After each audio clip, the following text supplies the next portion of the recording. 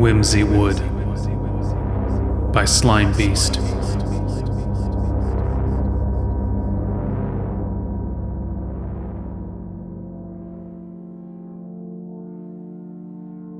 I always hated road trips. I'm not using the term hate lightly. I've always absolutely hated long car rides, especially as a child. The hours on end spent cramped in the back of a vehicle drove me to the brink of adolescent madness. The sound of the road always seemed just loud enough to make it impossible to carry on a conversation with my parents up front. That's how desperate I'd get for any kind of break from the monotony. I'd actually wish I could hear my parents. Sometimes my mom would try to make trips a little less unbearable for both of us. She'd buy a stack of comic books or a couple new action figures and hide them until the dreaded day would arrive. Naturally, I knew about them and would usually end up looking at them beforehand, completely sabotaging the attempt. I guess I've always just hated waiting, really. I'm going to tell you about one of these trips. The most mind-numbing, boring trip yet, from my home in New York to my grandparents' house in Arizona. Yes, we drove to Arizona, and I'd already read all the comics days earlier. We stopped at a couple hotels for the night along the way, and I got to stretch my legs in the school playgrounds if we happened to pass one when it was closed. But the majority of the time, for days straight, I was spent seated, upright, seatbelt on, enveloped in the unforgiving drone of tires on pavement. I don't even know what state we were in when I actually saw the first billboard. It was weather-worn, paint peeling, almost covered by overgrown trees. Something largely unremarkable except for the image it offered. Whimsywood was written in multicolored balloon-like letters and set above the upturned head of a unicorn. As we whipped past the sign, I could barely catch the small text below the mythical creature's image. Games, rides, animals, family fun, 25 miles ahead. Mom! I shouted as loud as I could, overtaking the tire's drone by several decibels. Mom, there's a park! She had seen it. They both had. My father, driving, took his eyes off the road for a split second as the two exchanged an unsure glance. It was a look I understood despite having never seen it before. They didn't want to stop there. Mom?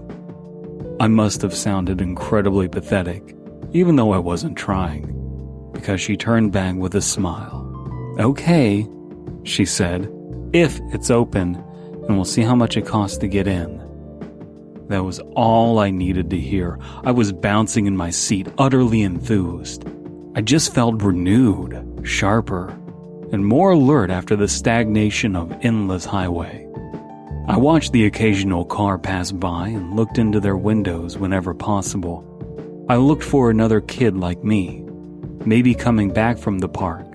If I saw one kid with a Whimsywood pennant or an oversized stuffed animal or even just a simple smile on their face, I would know the park was open. Every car that passed was empty though. Well, except for the grown-ups, but who cared about them? I tried to convince myself that the random sights on the side of the road were signs that the park was indeed open. A soiled baby doll with a hole in its face, a colorful blanket fluttering in the branches of a dead tree, even a sock monkey reclining on the road center divider line. There were enough children passing through to leave those signs, so I was more and more convinced this was going to be awesome. A second billboard whizzed past, the same Whimsywood logo, the same unicorn's head, the same state of disrepair. Hanging off the billboard was a small wooden sign painted in red letters. Open! Mom! Dad! I know. I saw it. My dad turned to my mom again with a chuckle. Well, I guess we're going. The final Whimsywood sign stood at the end of a gravel driveway that trailed a long way off behind the tree line. The sign was much like the billboards, but despite being in better repair, it actually seemed even older. The lettering was hand-painted in an old-timey style, and the text beneath the unicorn's head differed slightly. Games of chance, mechanical rides, rare animals, wholesome fun for Junior and Sis. Dad didn't really like the idea of taking the gravel stretch.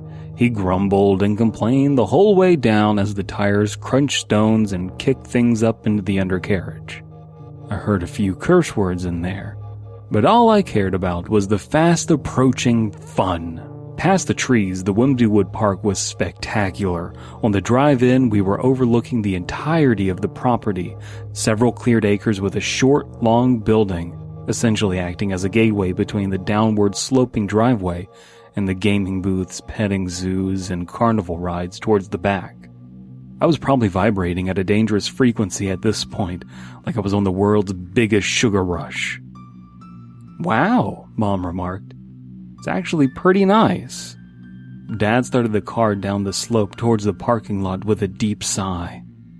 The parking lot was about half filled with cars, which was probably a bit surprising to my parents.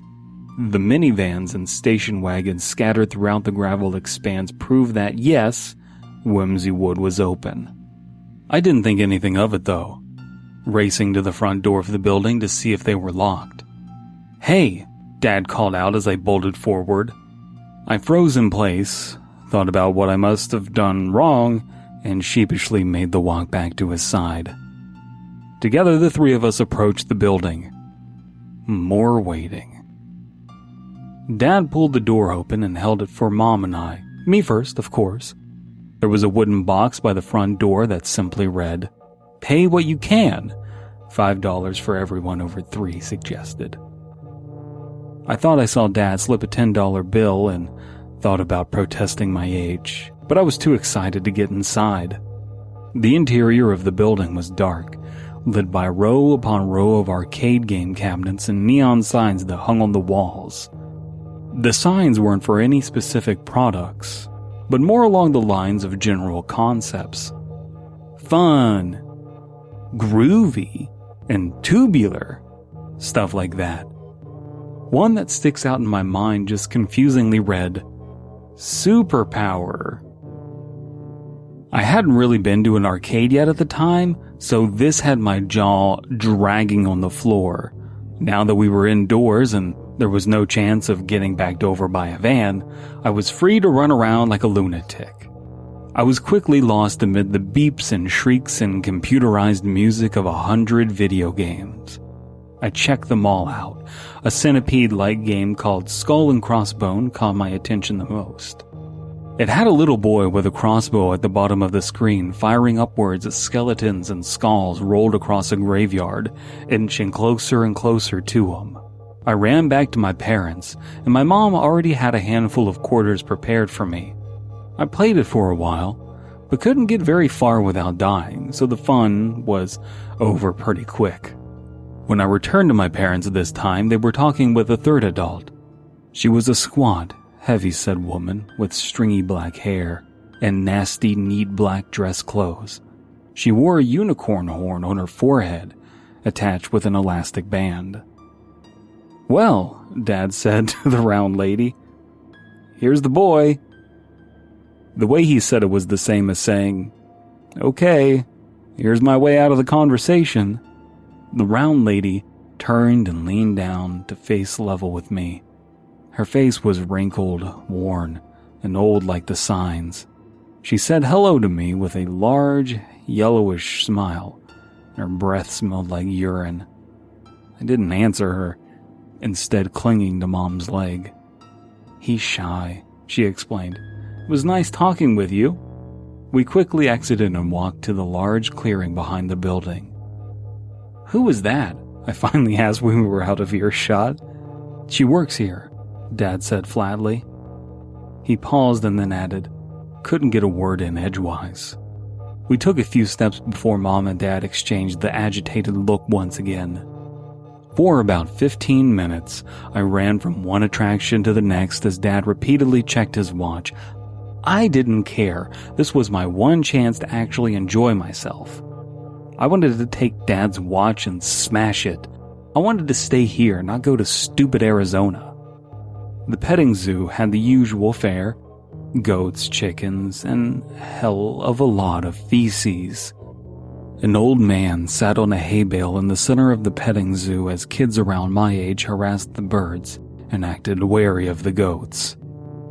The old man was dressed a lot like the round woman, right down to the plastic unicorn horn on his head.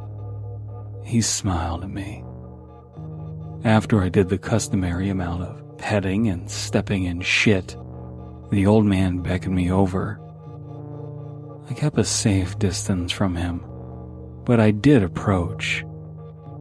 As I stood a couple feet from the old man, he cast his gaze down at the straw beneath his feet. I did the same. Then, he swept a bit of straw aside. Just beneath was one of the chickens. It was motionless, its head twisted several times around. Jostled by the old man kicking the straw, a few maggots twisted and turned out of the creature's beak. I locked eyes with the old man, who was still smiling. "Don't tell the other kids," he whispered. "They'll all want to see." He put his finger to his leathery, black speckled lips as if to shush me. I always loved animals, and even if I hadn't, this still would have been disturbing. I ran back to my mom with such an awkward gait that she instinctively knew to kneel down and catch me as I reached her. "What?" she asked. "What is it?" "There's a dead chicken." "Oh, it was just under the straw by that man." "Well, I'm sure he'll get rid of it. Sometimes animals get old and they pass on. Remember we talked about that?" As you no doubt already know, that wasn't the problem I was having with the whole situation. Still, I didn't really have the mental tools to figure out how exactly I should clarify the situation. I held hands with my mom and dad, almost hanging between them, as I decided what to do next in the park. That's when an announcement echoed through the park, carried by rattling tinny loudspeakers mounted on telephone poles. Welcome, Whimsywood wee ones. Hurry to the lumberjack timber tunnel. All you little lumberjacks and lumberjills toddle on over to the tunnel and get ready to laugh. The announcer did a passable Goofy impression, mixed with the hype style for an ad for a monster truck rally. "How about that?" Mom asked. "Want to do that?" I felt a little less sick now, almost entirely forgetting anything was wrong in the first place. "Sure," I perked up. The timber tunnel was like any given theme park tunnel ride. A metal track, a roller coaster styled cart, and a long tunnel the tracks led into. The mouth of the tunnel bore flat plywood trees and a stand-up cutout of a burly lumberjack that looked like it had been left out in the rain for about a century. It was worn and faded. Most of the facial features were missing, aside from a thick beard. I got into the cart at about the back. Other kids were already piling in, and there was a real sense that I might get shoved or kicked if I tried to work my way in any sooner than I did. The round woman was standing by the cart, making sure everyone was safe and secure by manhandling them to see if they'd come loose from the cart. Nearby, two people in a less than convincing two-man unicorn costume pranced and trotted around, led by a man making whinnying and snorting sounds. Next to me in the cart was a dweeby kid with Coke bottle glasses and a green and white striped shirt. He had a blob of snot rolling down his upper lip, which he would continuously snort back up as he looked around in wonder. If this kid smiled any wider, his head would have fallen off. The round woman finally worked her way to the back of the cart, She jerked and jostled me roughly, her hands darting from my arms to my chest to my legs and bumping my crotch in a way that gave me a fleeting feeling of extreme unease. It happened so quickly that she was already moving on before I could even croak out a word. And with that, the cart was off. All of the kids waved to their parents, who waved back again. My hands were solidly on the metal bar that held kids in place as I stared at my parents, still dumbfounded by what just happened. Mom and Dad waved, their looks of happiness turning to concern over my appearance just as I disappeared into the tunnel. After this all happened, all I wanted was to forget the song. Lumberjack Dan, clearing the trees, working on the land. Lumberjack Dan, a hard day's work for the lumberjack man. It issued from unseen speakers over and over again with no variation. It was said way too loud, and a couple of kids ahead of me clasped their hands over their ears. Most just laughed, and one said, "I'm not bad, you guys are gay." We passed painted scenes of forest landscapes and little animatronic lumberjacks. They had about the same range of motion as a desktop drinking bird toy, and were about the same size. It was like being on the train in a miniature train set. As we rounded the curve, the song loops sped up like a cassette tape was being played on fast forward. The screeching, high-pitched voice was ear-splitting. Now all the kids were covering their ears. I looked at the little mechanical people as we continued through the ride. They were moving faster as well. Blindingly fast, faster than any tiny tin toy should realistically be able to move without flying free from their hinges. As we continued, the lumberjacks were cutting other things. Farm animals. People. Tiny lumberjacks had moved into the small settlements of log cabins and were relentlessly, eternally hacking away at the tiny felled people. Blood spurts made of red metal wire jiggled this way and that as the torturous murder commenced. The lights went out. The songs still played, still way too fast and way too loud. I felt my pants getting wet. The cart shook. It shook with increasing severity, like someone jostled the front of the car, and then the middle, working their way back. Suddenly, something hit me on the jaw very hard, like an uppercut. I felt something lash against my face as well. It was like being hit from underneath by a child's shoe, foot and all, with the laces following suit. It was almost like someone had flown past while kicking out violently. Reeling from the shocking blow, I slid beneath the safety bar and crumpled onto the floor of the cart. I cried out, but the music drowned out the sound. I felt across the floor for help from the boy next to me, but all I found was empty space from wall to wall within the cart. The music finally ceased, and everything went deadly quiet. Shivering in the darkness, I remained quiet. I didn't even breathe deeply. I listened for any signs of where everyone had gone or why they had left. All I heard was a sound like a restaurant full of customers obnoxiously slurping soup mixed with the absent, brainless chewing of a group of cattle. It wasn't loud, but in the darkness it seemed to echo all around me. The lights never came back on, but thankfully the cart had continued to move throughout this ordeal. Soon I saw the daylight as I emerged from the other end of the tunnel, still hunched down on the floor and clutching my swollen jaw.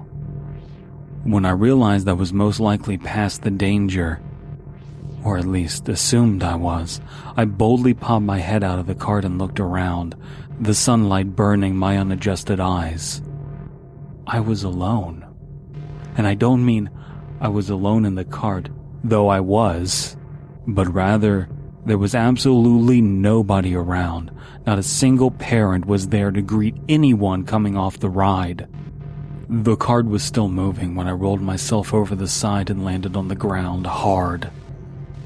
I was frantic at this point, nearly crying. I moved as fast as I could through the grounds, making a beeline away from the timber tunnel and toward the long building at the front of the park. The petting zoo was empty except for the animals. Everything was empty. The game booths displayed unguarded prizes, and the other rides whirred and click-clacked with no passengers and no operators. As I moved throughout the arcade building, I made sure to stop at each row of cabinets to see if my parents had come there for some unknown reason. It was just as desolate as the rest of the place. When I reached the parking lot, that's when the relief finally washed over me. There was my mom and dad walking towards our car. The other parents were there as well, doing much the same. "Mom!" I called out. "Dad!" Nothing. Not a hesitation in their step. "Mom!"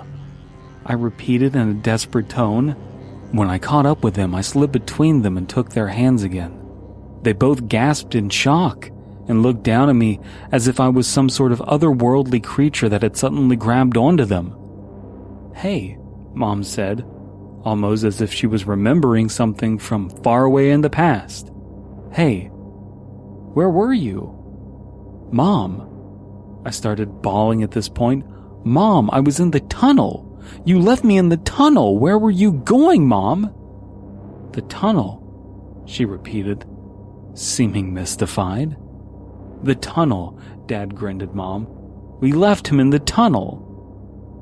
He was making fun of me, acting like I wasn't making sense and like I was doing it on purpose. It made me so mad that I could actually hear my own pulse.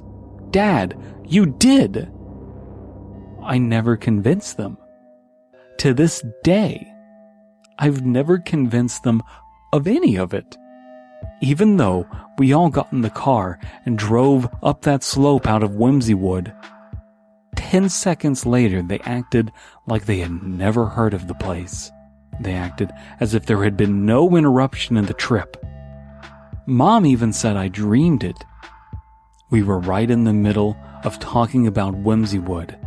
She had just said it seemed like a nice place, even if it was a bit run down. And the next moment, she was talking about it being something I dreamt. I watched another car behind us that had just come from the park as well, without the child that had been riding along less than an hour earlier. Out of the passenger side window came a stuffed rabbit, a juice cup, a coloring book. By the time we reached Arizona, the combination of my parents' insistence that I had dreamt it all, combined with the monotony of the remaining trip, had me worn down. I really started considering the idea that it hadn't been real. I almost had myself fooled. Until the trip home. On the way back, we passed the billboards again. Games, rides, animals, family fun 25 miles ahead. "Hey look," Mom said. "You've been really good. Want to stop there on the way?" Much to her surprise, I declined.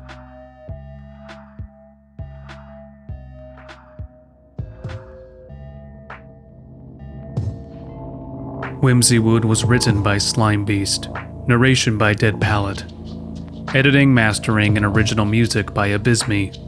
Comprehensive links below. YouTube.com/Creepypasta is a collaborative channel. Please subscribe if you want to follow our content. If you want to support the channel, please consider liking, commenting, and sharing this video with like-minded members of the community.